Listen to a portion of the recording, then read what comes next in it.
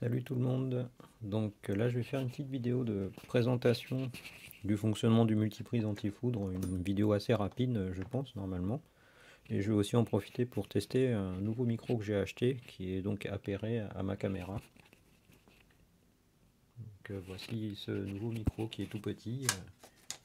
Voilà, si je mets une pièce à côté, c'est vraiment pas gros.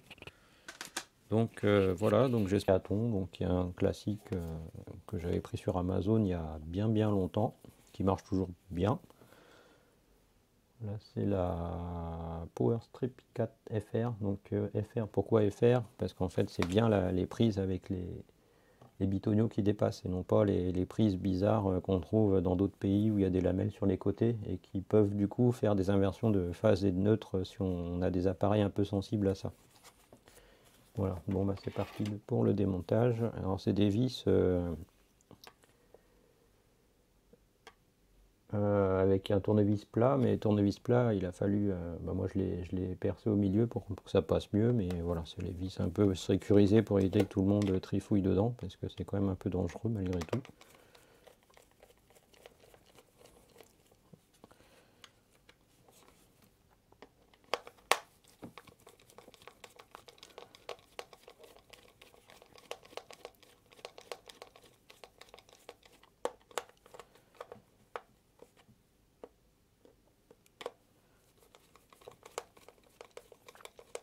Bon, j'aurais peut-être dû dévisser la prise avant de commencer à filmer, mais c'est pas grave.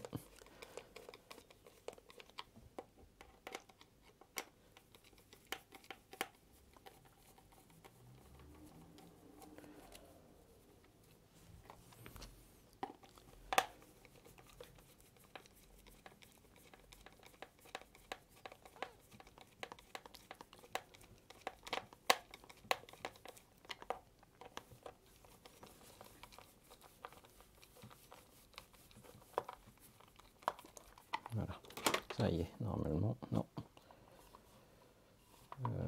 Ah si, c'est bon. Voilà, donc multiprise anti-foudre, donc toujours, pour ceux qui n'ont jamais démonté les multiprises, il y a toujours ce système de lamelles, de grandes lamelles qu'on retrouve en fait et qui permettent justement de faire le contact. Donc, si j'insère une prise ici, on va voir tout de suite, hein, c'est très simple. Voilà, donc ça s'insère ici. Ah, voilà. Donc là, plusieurs choses à noter pour ce système-là, et qui est vraiment un système générique pour l'ensemble des multiprises, c'est que déjà, ça peut être arqué, ça veut dire, moi j'appelle ça arqué. Là, normalement non, parce que je fais quand même gaffe. Mais ça veut dire que par exemple, si on branche un appareil et que la multiprise elle est allumée, du coup, notamment les alimentations à découpage et surtout celles de puissance, et ben en fait, il va y avoir un arc électrique qui va se générer au démarrage de l'alimentation. Principalement parce qu'il y a les condensateurs de 400 volts, là, ceux-là, par exemple, qui se chargent parfois, selon les qualités d'alimentation, un petit peu brutalement. Et du coup, un chargement de condensateur, hein, c'est instantané, puisque c'est un court-circuit quand ils sont déchargés. Bon, je ne vais pas rentrer dans les détails, parce que ça mériterait une autre vidéo. Et ça, il y a déjà pas mal de vidéos sur Internet, je pense, sur le fonctionnement des condensateurs. Voilà, donc du coup, à force, ça fait des traces noires sur les contacts et ça finit par faire des faux contacts et par faire chauffer justement les contacts électriques. Donc on le voit parfois sur les multiprises blanches que c'est un peu noirci. Donc là, il faut commencer à faire attention quand c'est ça. Donc soit effectivement, si la multiprise est démontable, la démonter puis gratter en fait les contacts et éventuellement mettre du nettoyant contact, hein, comme on peut en avoir. Là, c'est plutôt en mécanique, mais ça fonctionne aussi en électricité, voilà, ce genre de produit. Et si c'est vraiment trop abîmé, éviter d'utiliser les endroits qui sont endommagés. Donc, par exemple, mettre un scotch ou quelque chose sur l'endroit pour dire attention, ne plus utiliser cet endroit-là. Et le deuxième problème qu'il peut y avoir, et ça, du coup, je vais en profiter pour le refaire ici aussi, c'est que à force, vous avez dû le voir quand j'ai branché le truc tout à l'heure, à force de brancher et débrancher, en fait l'écartement ici, il finit par s'agrandir. Voilà, donc moi qu'est-ce que je fais dans mes révisions, on va dire, bah, j'écrase en fait, hein, tout bêtement un petit peu les contacts ici, pour justement améliorer les liaisons électriques entre la prise et la multiprise. Donc la prise, hein, quand j'appelle prise c'est ça, et puis la multiprise c'est ça. Voilà, donc là c'est le premier truc que je refais. Donc là c'est pareil, combien de multiprises ont des jeux, enfin des contacts ici qui sont vraiment dégueulasses. Et c'est pareil, ça vous fait des arcs électriques, mais vous ne le voyez pas. Et c'est très dangereux. Parce que les arcs électriques, dès qu'il y en a, ça fait chauffer le plastique et l'ensemble. Ça fait des arcs, ça porte bien son nom, hein, c'est des étincelles qui se produisent à l'intérieur. Et qui finissent donc au mieux par endommager le plastique et la multiprise. Et au pire, sur des appareils de puissance, à créer des départs d'incendie. Donc voilà, ça c'est vraiment la partie lamelle de contact avec les éléments ici. Ensuite, donc je vais passer un petit peu sur la partie intéressante de ce type de multiprise, donc anti-foudre. Et celle-là, elle a une particularité, c'est qu'elle a aussi un disjoncteur. Donc c'est pour ça qu'elle fait un espèce de bruit un peu dégueulasse là quand on appuie dessus. Un bruit un peu aigu. Mais en fait, c'est parce qu'il y a un disjoncteur thermique là-dedans. Et qui saute dès qu'il y a trop de courant qui passe dedans. Il y a un bilame en fait dedans qui chauffe et ça fait sauter le bouton. Et donc là, il est calé pour... bon, déjà, ça doit être marqué sur les prises. Voilà, donc 10 ampères. Mais bien rappeler que c'est 10 ampères pour le total. Hein. C'est pas 10, heureusement d'ailleurs. C'est pas 10 par prise, hein. C'est 10 pour le total. Donc soit 2500 watts, puisqu'il s'annonce 250 volts. Et on devrait le retrouver, cette indication-là, sur le disjoncteur en lui-même. Alors, je vais essayer d'éclairer. Ah voilà, dans le fond, 10 ampères 250 AC, et c'est de la marque OMX, enfin, on voit pas trop la marque là, mais voilà, quelque chose en EMEX. Voilà, donc c'est le premier élément qu'on voit et qui est d'ailleurs rencontré au niveau des fils qui arrivent, donc c'est le disjoncteur thermique qui lui donc limite justement les appareils que vous branchez dessus. En 2500 watts, c'est pas tant que ça. Une prise en général c'est 3006 maxi, ça correspond à 16 ampères. Et petite chose aussi qu'on peut constater au niveau de cet interrupteur disjoncteur, c'est qu'il ne coupe que la phase. Puisque la phase, elle est là, c'est le fil marron. Hein. Le fil donc, marron, rouge, c'est la phase, le bleu, c'est le neutre. Donc on voit que le marron va directement... Je prends d'autres choses, voilà. Donc le marron rentre ici, directement soudé sur la grosse pastille avec l'interrupteur disjoncteur.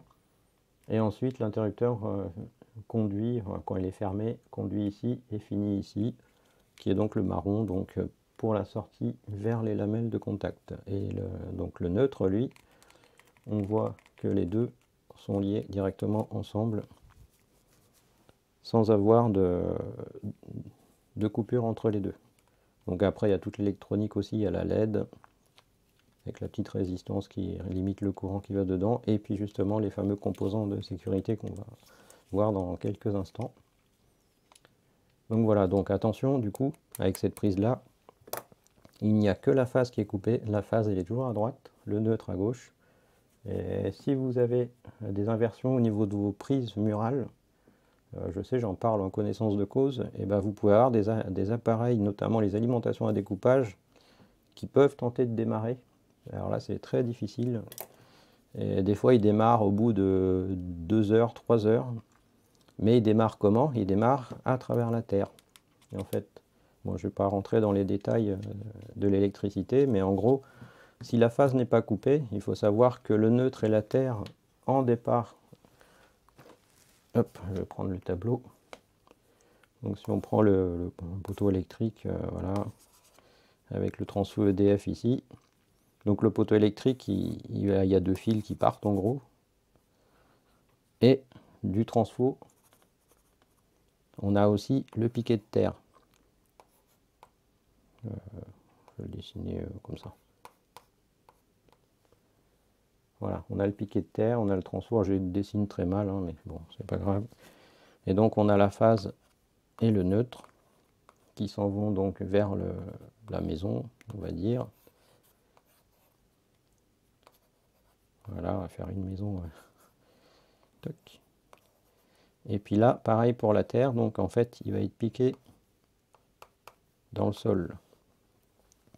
Ici, en départ, la terre, eh ben, c'est le neutre qui est câblé ici. Donc le neutre qui est là, c'est le même qui est là. Donc en fait, si on mesure la terre au niveau du piqué, directement au niveau du transfo d'EDF, eh ben, on s'aperçoit que c'est un fil.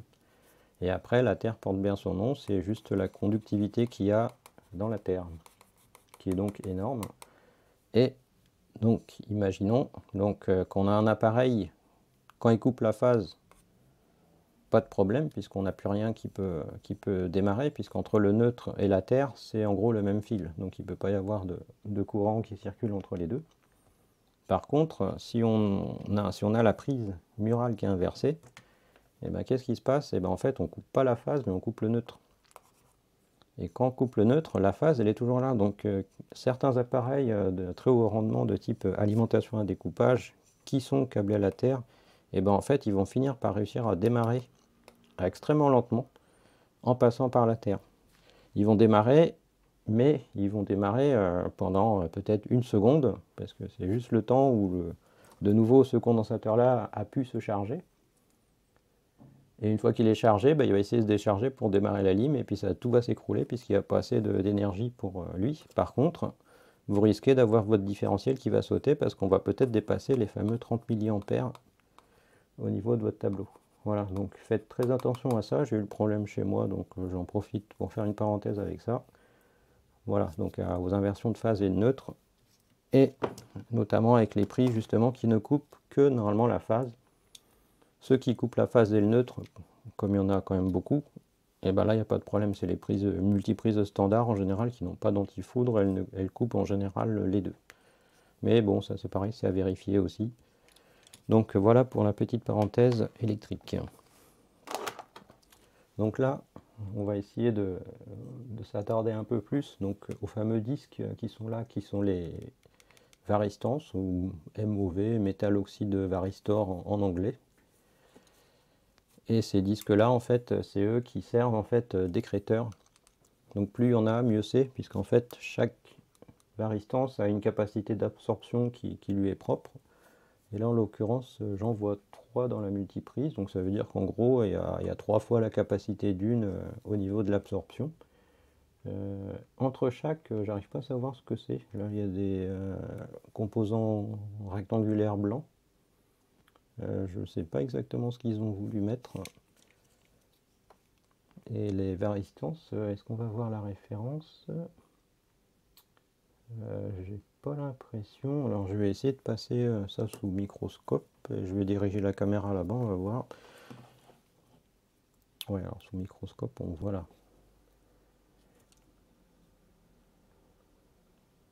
Alors, voilà, donc on voit 14D 471K, donc c'est la référence. Donc 14D, c'est le diamètre.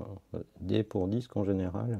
14 pour les millimètres, donc c'est des disques, ça se voit à peu près quand même, qui font 14 mm de diamètre. Et ça, normalement, c'est la tension de déclenchement en continu, je crois. Il faudrait vérifier les caractéristiques exactes, mais avec ça, on les a. Donc voilà, donc ça doit être 470 volts, je pense, en continu. Donc voilà, pour ce petit composant-là, qui est donc x3 dedans, donc ça veut dire qu'il y a expliquer simplement la fonctionnalité de ce composant-là. Donc déjà, ce qu'on peut voir, puisque c'est câblé de cette manière-là, donc il y a une patte qui va normalement à la phase et l'autre au neutre. Et en fait, le fonctionnement, c'est juste un interrupteur en gros, donc un interrupteur qui a un seuil.